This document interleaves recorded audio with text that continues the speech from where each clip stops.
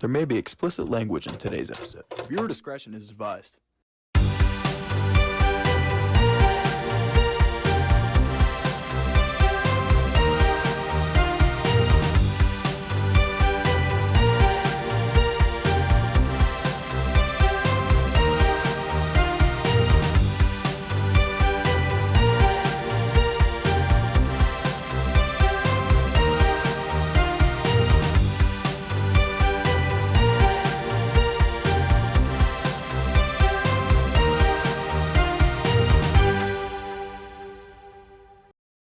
Ladies and gentlemen, welcome back to episode number 151,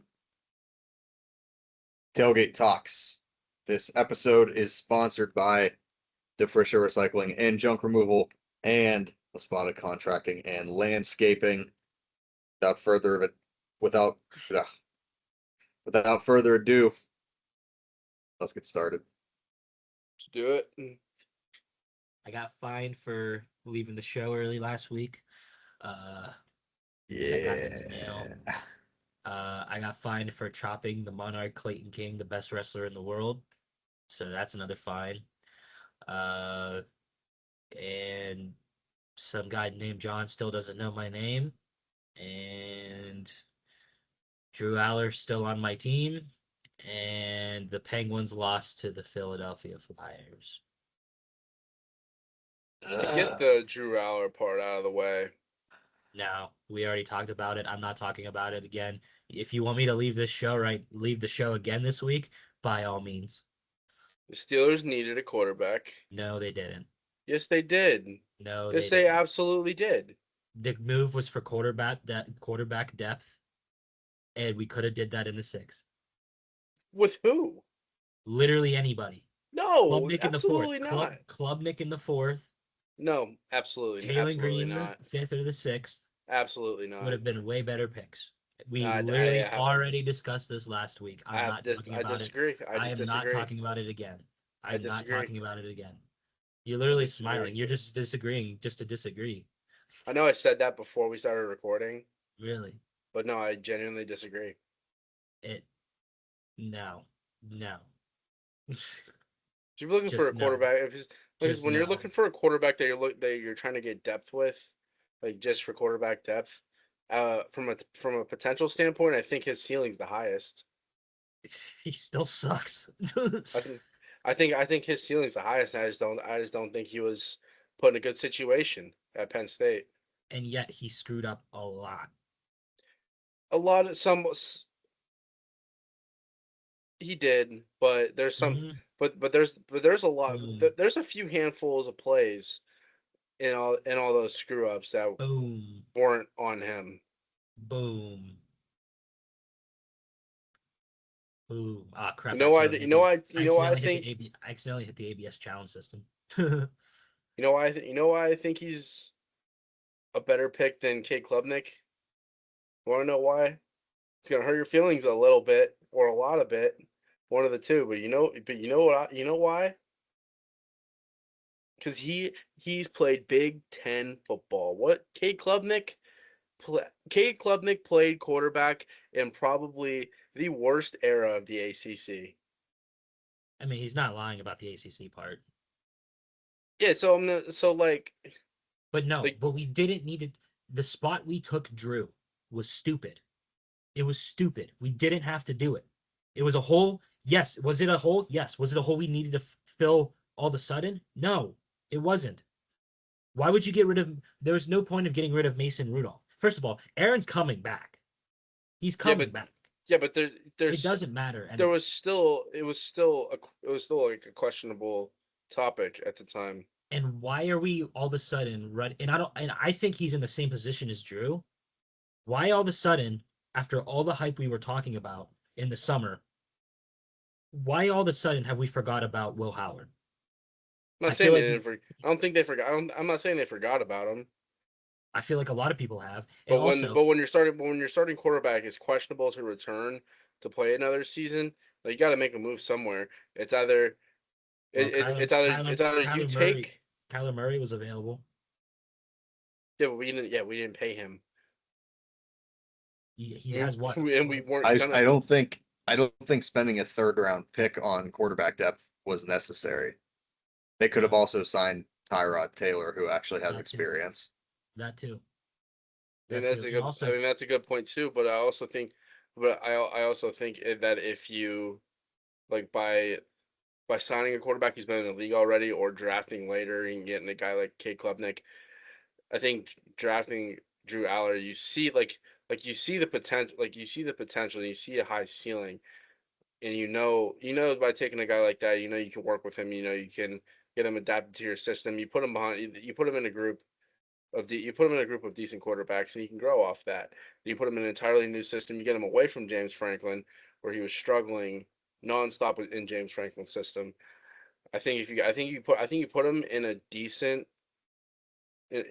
situation. You give him some time to develop. I think his ceiling is higher than a lot of those guys. And then again, didn't we if he fix? sucks, if he ends up not doing anything for you, then he's valued as a third round pick, and you get rid of him. You get something back for him. Didn't we say the same thing leading up to the Penn? Didn't so many people say the same thing leading up to his senior year last year? Oh, we fixed the wide receiver problem. Oh, we fixed the O line. Oh, we have 2 1,000-yard rushers coming back. This, that, blah blah blah blah blah. Okay, take his college career out. I will say this again, like I said last week. Theoretically, physically, looking at him, he has the attributes you would want in an NFL quarterback. But his issues are his demons as a football player. That's the problem. I don't think that's all his fault, though. He has had 2 years. Well, when you cost him the chance to go to the national championship, it kind of is his fault. That one was his fault. I'll 100% say that was his fault. It was his fault? Yeah. Okay.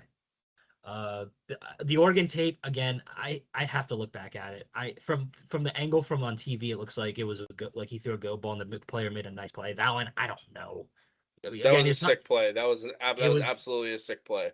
It was probably Yeah, it could have had a little more arc on it, but yeah. I mean, that one, I don't one know. way or the other, to make a play like that It was a great on the play. road during the whiteout game, that game was sick. That was a sick play. It was a great yeah, I play. mean it's the right read. It's a tight end wheel.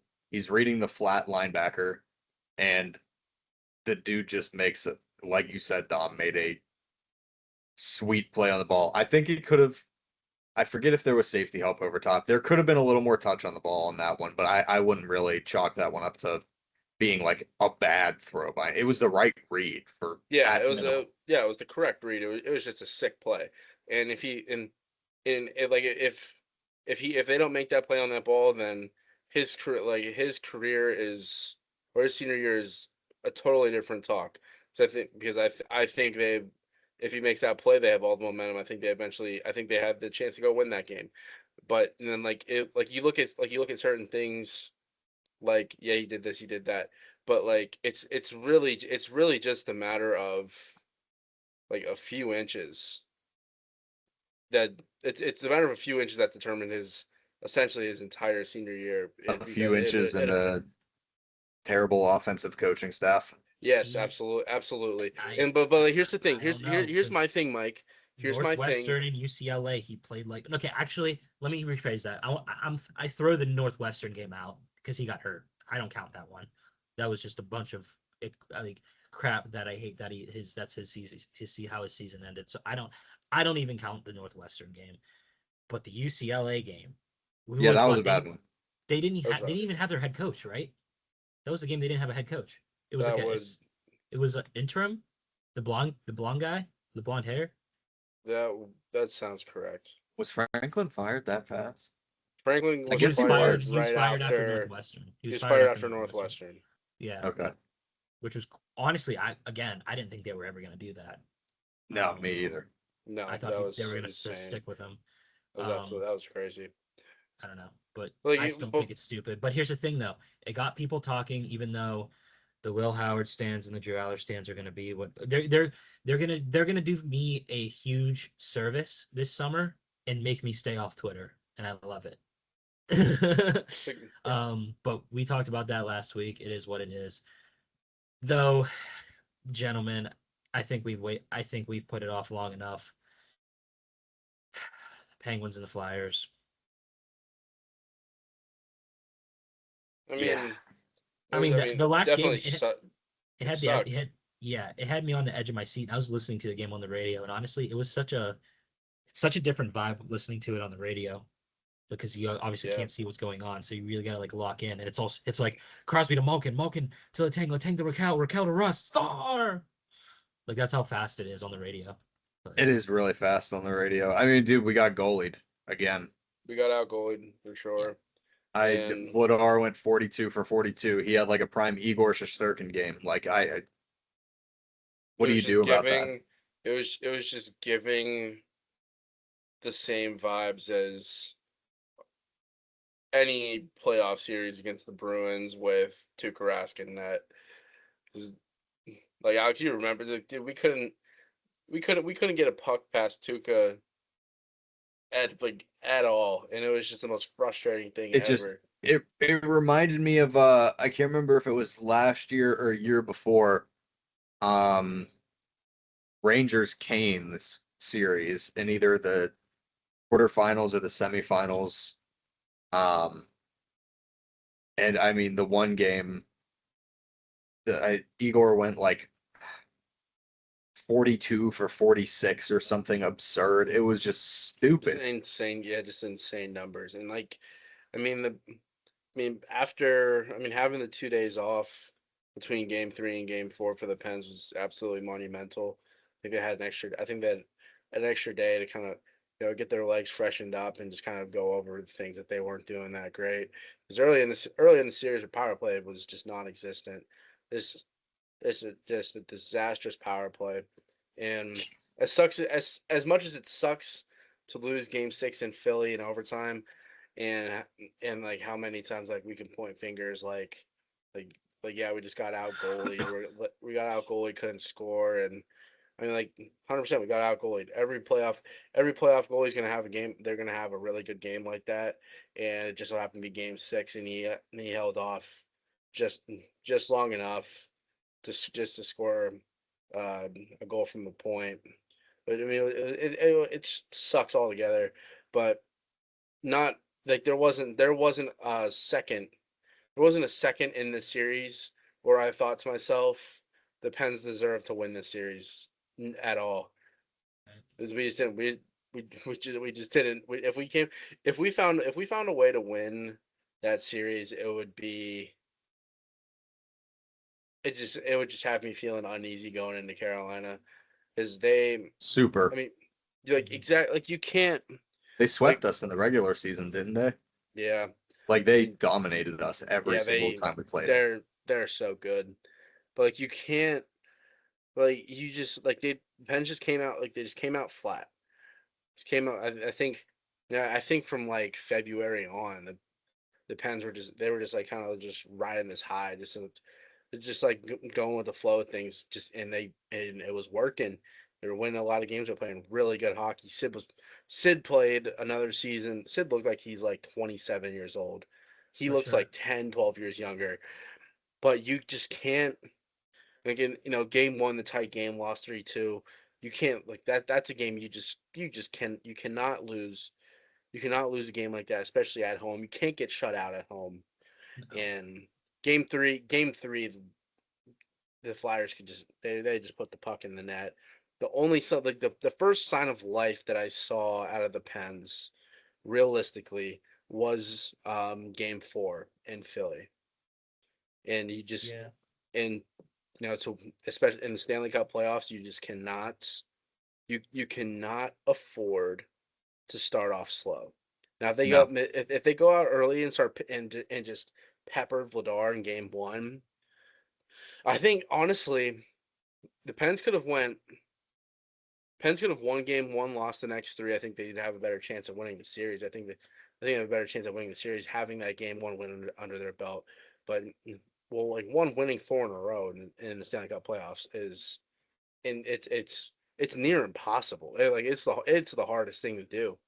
Even Yeah. like Dude, even Of Ottawa, course, unless you're even the Ottawa's given. Habs or the Canes. They those yeah, those were just, oh my God, those series were just they're just so boring. I'm so sad to see Ons go out that way, dude. Yeah, and like even I mean like they're all pretty. I mean I think um Carolina and Ottawa series was much better than the Colorado series. It's like they're those games were tight. Those games were pretty tight. The one All of overtime them. game. It's like Stanley Cup playoffs, man. Like there's it's so hard to win. It's so hard to win 4 games in a row. Like granted, Carolina's won 6. They've won 6 in a row. Granted, they had a few extra days off in between Still though. series, but still, dude, like Ottawa kind of gave them a run for their money. Ottawa really, I think it honestly might be the 4 lowest scores in any playoff series ever. The 2-0, 3-2, 1-2-1, 4-2, with the fourth goal being an empty netter. But dude, it's like you just with the Pens, dude, you just cannot. Every team, like every goalie, like they get 3 wins under their belt, they just start moving differently, man. That's just how it is. Can we talk about that first game between the Wild and the Avs real quick? Dude, yo. 9-6. Yeah. My bosses were at that game and they were saying it was crazy in person. In terms of from a sports betting perspective, if you were to bet the over on that game, each team would have covered it on their own, which is awesome. I love seeing that. But how about the Canadians winning a game 7 with 9 shots on goal? Dogging it out against the Lightning, dude. That's just an absolute, like, dude, that game just screamed. No, a lot of people wouldn't like this, but it just screamed uh Team USA and Canada gold medal game. Yeah. Granted the shot margin wasn't that big in the gold medal game, but dude, yes, yes, we won the gold medal. Did we deserve to win that game? I would say so, in a way. In another way, not at all. I mean, Canada and like Alex, you remember I was saying that before the Olympics even started. We were saying that like a month before the games even started. We're like, dude, look at this roster. This is the craziest roster I've ever seen put together.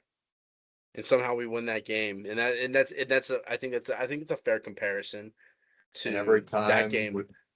every time we just thank God that the Russians aren't allowed to play. Man, they should have let Gino just fill in for somebody. Facts. Fill in for Team U. He's a citizen of the States now. Just let him play. If it was the World Baseball Classic, they'd let him. Swear. Also in hockey news, Gavin McKenna's career. I didn't even see the actual thing. I'm so disconnected from sports media right now. Leafs drew the number 1 pick after an 8% chance to draw it. God. This scream, dude. This is exactly how it went down with McDavid in Edmonton. Crosby in Pittsburgh. Crosby Yager in Pittsburgh. Yager in Pittsburgh. It's just story, dude. It's so funny.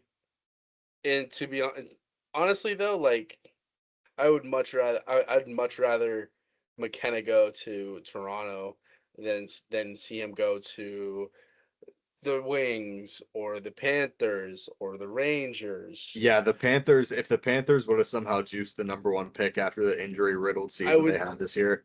I'd call It'd be it like just like so the Chiefs. rigged. It'd be just like the Chiefs. Dude, I would call it so rigged if McKenna found his way to to the Panthers. Because dude, especially because this kid's gonna come out, he's gonna be a stud. He's gonna be a stud. There's the argument. Some people can make the argument that he has the potential to be better than Macklin Celebrini. I don't think that's true. Macklin Celebrini was just a stud. 115 points and almost single-handedly dragging the Sharks to the playoffs by the skin of their teeth. Yeah, I don't think anyone's going to beat that. He's not Celebrini. We're kind of still waiting on the. I'm still patiently waiting for the Bedard train to take off because it's gonna happen. The poor kid just has. He's got. Who's he got? Who's he got in Chicago? Absolutely nobody. Yeah, old ass Nick Foligno. And like, but if they, I mean, if I'm a Hawks fan, I'm screaming I'm screaming at the committee about how angry I am at this, at him going to Toronto, because like Toronto's one of those teams. They just had a terrible year, and for some odd reason Toronto just doesn't know. They just don't play any defense. It's almost like it's like a team full of me guys and not quite a team full of glue guys. Fair assessment. And yeah, I mean, exactly how it is. But like they have enough talent. And like granted, like Austin Matthews has been down. Even you can't really consider him down years when you come off a 70-goal season. But they have the talent to be like really good, and they just got another piece. So they're 100% gonna be a team that makes a run next year. But like with all those, like if I'm like the Islander, I mean the Islanders can't be that upset. They just got Schaefer. They just pulled Schaefer last year, which was terrible, by the way. I was screaming at that too. Because realistically, the Pens had a better chance to win that lottery than the Islanders did. They were like, I feel like that with that, it was like the NHL telling us, you guys got Crosby, Yager, the Mew, like it's not your turn yet. I mean, like, dude, we have to be so bad that the city's ready to sell the team again. Yeah, and relocate. Me personally, if I was Matthew Schaefer, Erie Otter's GOAT. Well, second goat, second greatest of all time. Second goat. Shout out under McDavid. Shout out the Otters. But like, dude, like they just. If I was Matthew Schaefer, I would have pulled an Eli Manning. Trade me. I'm not showing up. So I'll recap all the series real quick so we can move on. Colorado swept the Kings. We already knew that. Minnesota beat Dallas in 6. Vegas beat Utah in 6. Anaheim beat Edmonton in 6. Rip Dom. Buffalo beat Boston in 6. Montreal beat Tampa in 7. Carolina swept the Senators, and as we said, Philly beat Pittsburgh in 6. Now we're on to the second round. Colorado's up 2-0 on the Wild. Vegas is up 1-0 on Anaheim. Carolina's up 2-0 on Philly, and Buffalo and Montreal square off for the first time in this series at 7 p.m. tonight. The playoff scheduling has just been so weird. It has been. So, Dom, you wanna make some early predictions and just say Canes Avs finals right now? Yeah, and that's just the way it's gonna be. I don't think with how for lack of a better term, for how blue-balled Buffalo has been the last few years, with the Bills being like regular season warriors and then just not winning a Super Bowl. I don't think they have the infrastructure or the sanity to win a Stanley Cup yet. I think they gotta they gotta get a Super Bowl under their belt first before they go win a Stanley Cup, dude. Because these guys were just, I mean, they weren't jumping through tables crazy, but they were just these fans were just absolutely nuts to the point that they got Ryan Whitney out there rollerblading across I-90 saying, "Traffic slow, boys, we got to get to Buffalo." So Ryan Whitney doing that. They're gonna have a tough one. I'm gonna be paying attention to that series because the Habs, they're apparently really, really capable of slugging it out this year. Absolutely. I mean, Cale Makar is just incredible. Yeah, the Abs can just shoot and score it at will, and then the Canadians, man. I mean, that series is going to be interesting. The Canadians and the Sabres. I really think it's gonna come down to who gets out goalie. To be honest with you, because just looking at it, I mean the goalies for tonight, um, it's Jacob Dobes, and Alex Lyon. And they're both Alex Lyon. He's got a 1.14 goals against. Dobes has a 2.03.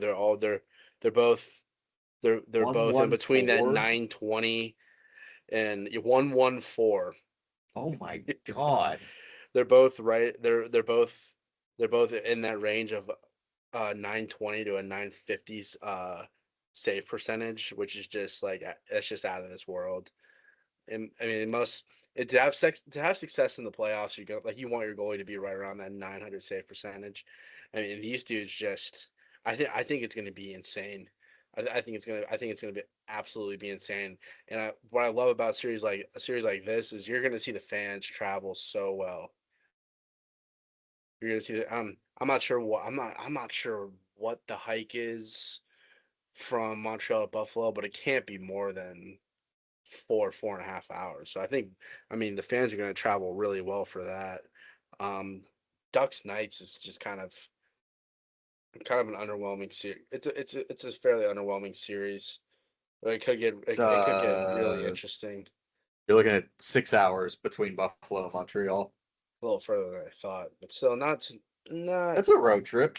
yeah, It's a road trip. not terrible Yeah, it's a road though. trip. Not too shabby. Hey, Avalanche, wow, I mean, I mean, think about they're it. That's so not good though.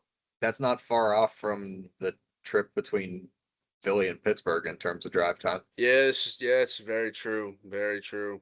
Only those fans aren't gonna have to go through, 5 hours of wilderness. Yeah, Go 3 hours of wilderness. Oh, we're in Harrisburg. just a nice straight line down the Pennsylvania Turnpike. Maybe dabble into Maryland a little bit if you're feeling crazy. Yeah, Take a pit stop in Baltimore. Who's not doing anything right now? God, we gotta pay the bills so I can get over with the Buccos and the Hawks and get out of here. All right. This episode of Tailgate Talks is always sponsored by DeFrisha Recycling and Junk Removal. DeFrisha is a family-run business out of Greenville, PA that provides services such as vehicle purchasing, scrap metal purchasing, appliance removal, junk removal, garbage services, dumpster rentals, curbside pickups, house garage and building cleanouts, and demolition around the Greenville and Pittsburgh areas. If you or anyone you know are in need of any of these services, check out the links in the description down below. Get in contact with DeFrisha today, see if they provide their services in your area. And this episode is also sponsored by Espada Contracting and Landscaping.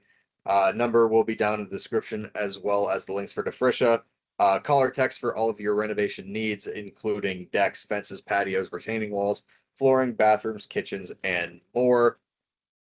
La Spada serves households within an hour drive of the downtown Pittsburgh area. Thank you to DeFrisha and La Spada for sponsoring this episode of Tailgate Talks. Let's finish up and get back to it. This is the part where I shut up. Hawks lost by 50. 50. 50. Oh, Yeah.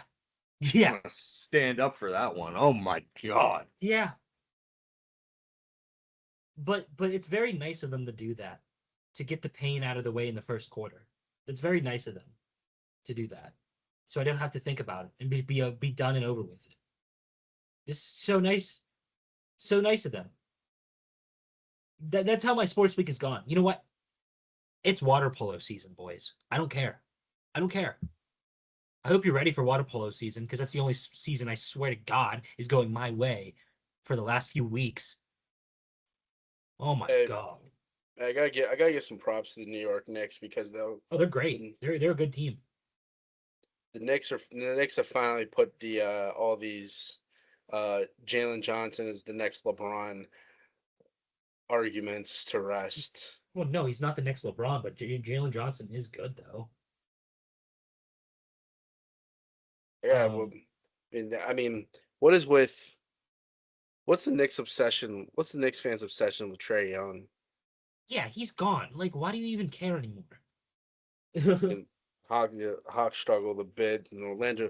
Orlando Magic just what a monumental crash out.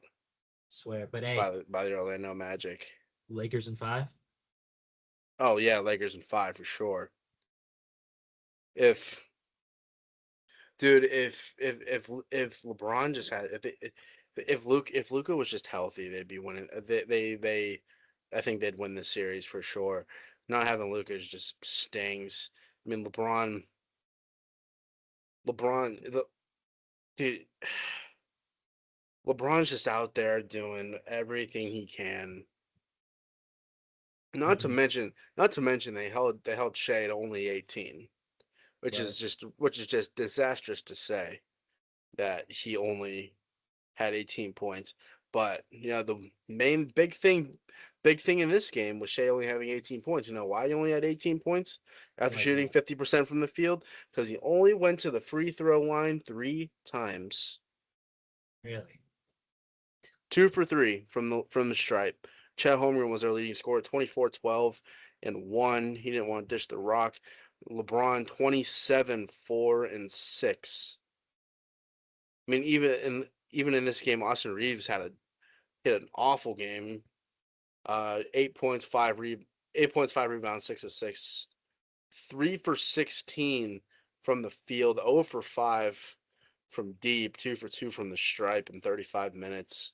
And I just know he's kicking himself. He's not gonna love that one. Man, But I wish the Warriors were in the playoffs because then Alex can jump in because his buddy, his favorite basketball player of all time, Draymond Klay Green. Thompson, oh, My I favorite love MMA Draymond fighter, Green. Draymond Green. That's like the only, I swear to God, that's like the only NBA rant I've ever heard Alex, and that's talk about how Draymond is just a crash out. Dude, everyone needs a guy like that. Like I was I didn't saying, realize like there's goons in basketball now. Thought that you was know only a what I hockey said, thing. you know, verbatim.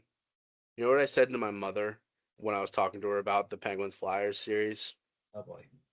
I said, I was on my daily rant about Porter Martone and how the NHL allows guys like that to just show up in April and compete for a Stanley Cup. I absolutely hate it. Absolutely, absolutely hate it. And what I was saying was how much how much I hate the rule that you can just finish your college season and then take a few days off, move to a different city and play in the NHL. Absolutely hate it.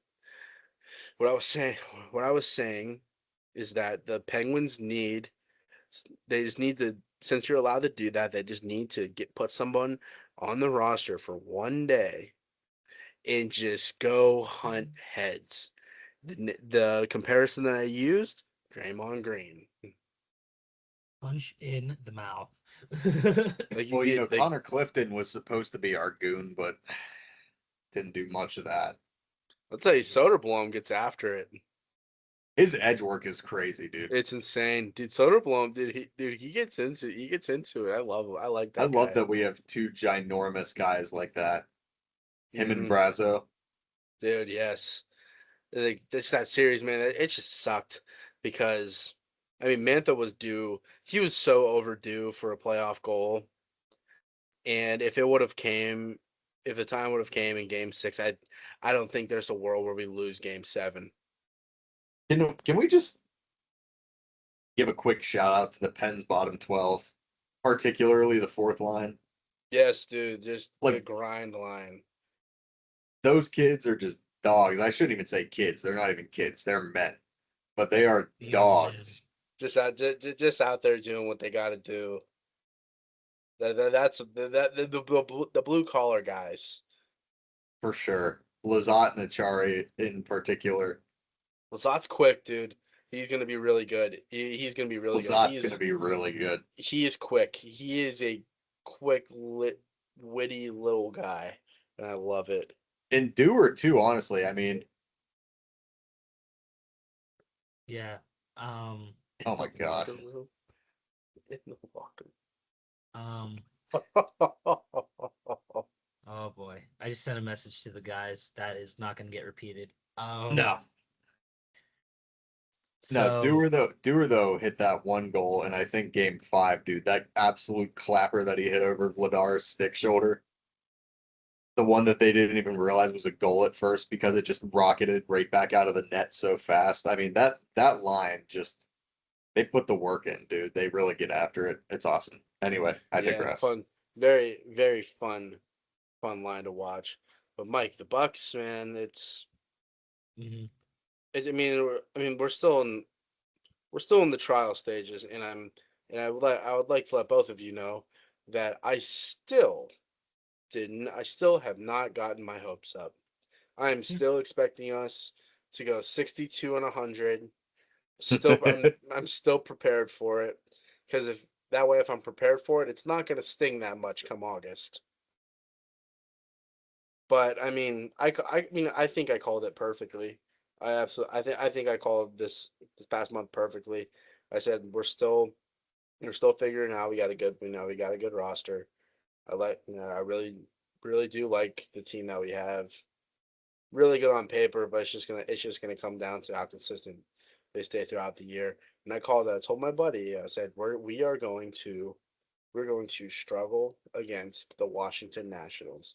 And what did we do? We struggled against the Washington Nationals. Whoever took 2 of 4 or 2 of 3 from the Cubs at Wrigley, that was absolutely huge. Did drop the series to the Padres. Swept the Orioles. So the Orioles took the series against the Rays, lost the series against the Rangers, which that just makes perfect sense that we lose to Andrew McCutchen. It makes absolutely perfect sense. And once we got into this recent run of NL Central series, I mean, it hasn't been. I mean, I lied. It's been pretty terrible. I mean, you take 2 or 3 from the Brewers and you get swept by the Cardinals, but then you turn around and sweep the Reds, That was pretty cool. which honestly frauds, calling it frauds, absolute frauds. Who, the Reds? And oh yeah, Yeah, frauds no, for not sure. good at baseball. Um, what else? What else can I say? Suck. 2013 wild card, suck it, Cueto. Cueto. Yeah, dropping the Wait ball, up. idiot. But I mean, they're as of today, as of the day we're recording this, May 6th. I mean, we're 19 and 17, good for dead last in the NL Central, which somehow is not a bad thing. Normally, being last in the NL Central means you are one of the worst teams in baseball, but right now that is just not the case. Can we all give a big shout out to the New York Mets? They stink. They suck. They They absolutely stink. suck. It's incredible. You know what a crazier stat is? Oh boy. We're what, like just under 40 games into the year Something like that. with we'll call it like 36.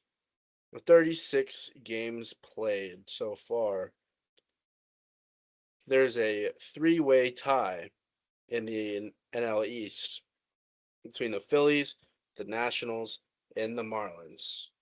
I believe they are the only teams to fall 9.5 games back before the month of May. So good job to those guys. I mean, the AL East looks strong again. Um, the Blue Jays are 16 and 21 so far this year, but I think that's so early. That's so early year. They're gonna go. I think they're probably gonna go have a huge like June July stretch and just start winning games, find their way back into the playoffs again. Hopefully, the AL Central is just an absolute disaster. Yeah, it really is. What would um the leaders of the AL Central being uh a tie between the Tigers and the Guardians would be good for dead last in the NL Central, which is incredible.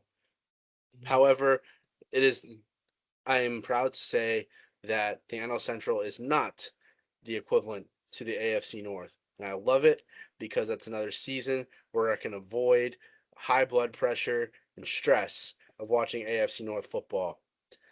Which, by the way, the Absolutely Browns, love it. the Browns going to a dome. Like, get him out of the North. Get him out It of makes the so North. much, dude. It just makes so much sense. It makes so much sense that they go into a Cleveland dome. just doesn't want to take advantage of playing us in the snow at home anymore. They want us to go 2-0 against them every year. Yeah. They want us to have pristine conditions, nice 70 degrees. They want it to be pristine. Just another win ready to be taken by the Steelers. By the But Steelers. it realistically makes so much sense for the Browns to play in a dome, in my opinion. Like, there's not that many. Like, I've always ruled football being an outdoor sport, which I 100% agree with, and I will die on the sword that a dome is better in Arizona than it is in Minnesota. I'll die on that sword. Yeah. But I mean, it just in terms of like public safety, it makes sense for the Browns to go play in a dome because they're right there on Lake Erie. They are. And That's Lake true. Erie is you guys know the snow. We Up all here, know. Yeah. everyone they just get smoked and They do get smoked and Remember that one smoked. game against the Steelers? I think Russ came back. And Yep. It was the game we lost on Thursday night. We were at Hotel Bar. We were at Yeah. hotel with Hulse, and he was Yeah, losing his mind. Yeah, and then I get then someone one of the bars I can't remember who gave it to me, but one of the bartenders comes up to me with a shot, and I was just like, "What is it?" And and they were like, "I'm not allowed to tell you." I'm like, "Who sent it to me?" I'm like, "I'm not allowed to tell you." And I started looking. I'm like, "Who in this bar at this moment would send me a shot?" And I just see Gabe. I see him just over there, just peeking up. And, Mike, mark this because I'm about to say a bad word. 4202. He 42. said, which means like nice game. I just started laughing as soon as I That saw his sounded face. just like Hulse too. That's so funny. As soon as I saw his face, I just knew it was wet. It was bottom shelf tequila. I just knew it in the moment, and it was just so bad. I smelled it. It was so bad, and to pretend like I took it, I just poured it into my pitcher. Gosh, and also that game is also known for Jameis Winston with the greatest soundbite of all time. Somebody Yeah. jump off sides, damn. Somebody jump off sides, damn. Gosh, but yeah, I believe that's it in sports world. I mean, I can't think of anything else. I mean, I was gonna wait for Yeah. EJ to rant about the Fed. Yeah, I do gotta pack it up. I gotta get going. I got some commitments to attend to. Commitments, is it? Never mind. Slow pitch softball, baby. Gosh, pay the Let's bills. go. We will all be there one day. Pay the I'm just bills. embracing it. All right, Well, fellas. This episode, as always, is sponsored by Defresher Recycling and Junk Removal and La Spada Contracting and Landscaping. If you or anyone you know are in need of services from either company, check out the links in the description down below. There will be contact information for both. And with that being said,